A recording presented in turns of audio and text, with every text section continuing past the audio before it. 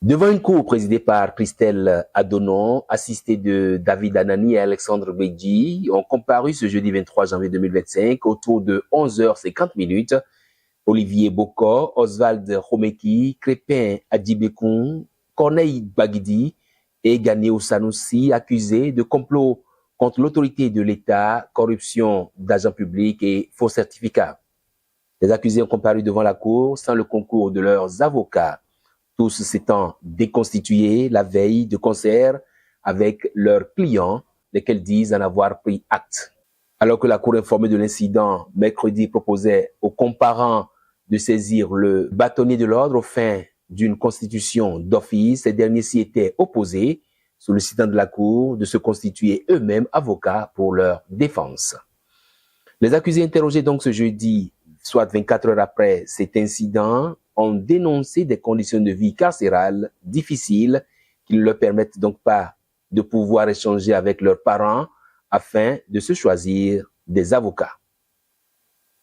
Boko Olivier déclare être enfermé 24 heures sur 24 sans possibilité de recevoir qui il veut pour des conseils utiles dans le choix à opérer.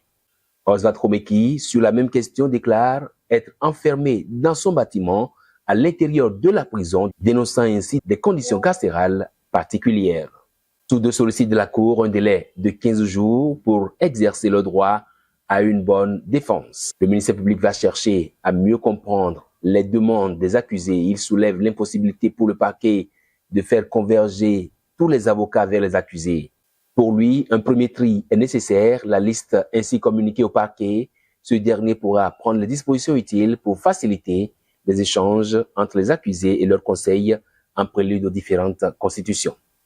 L'accusé Olivier Boko rappelle à la Cour les 3 jours de visite et la durée de la visite, revenant au passage sur ses conditions de détention qu'il souhaite voir allégées.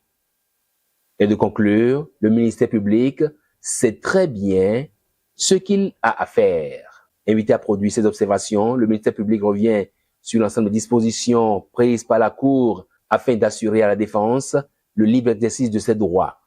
Il va inviter la Cour à prendre le temps des débats, le temps du procès, un procès voulu respectueux des droits, mais qui, relève-t-il, n'a pas l'écho souhaité auprès des accusés et de leurs conseils.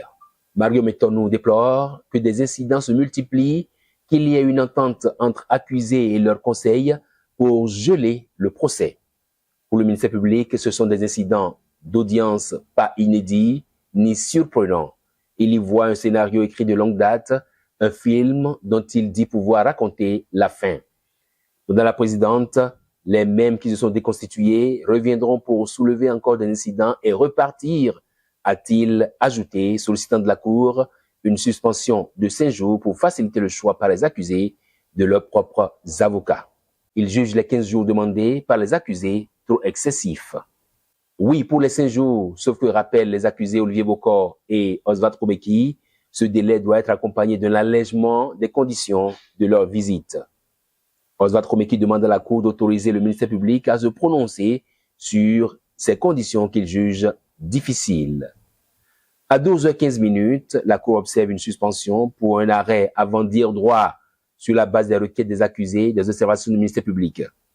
Un peu moins d'1 heure de suspension, la Cour revient en salle d'audience, rend son arrêt accordant aux accusés un délai de 5 jours pour organiser leur défense.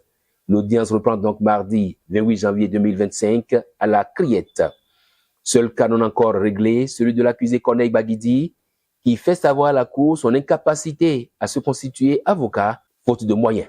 Rendez-vous donc mardi pour savoir quelle suite la Cour donne à cette requête et si les accusés ont eu le temps nécessaire pour échanger avec leurs avocats. Le ministère public ayant pris sur lui d'instruire l'agence pénitentiaire du Bénin aux fins d'un assouplissement des conditions de détention.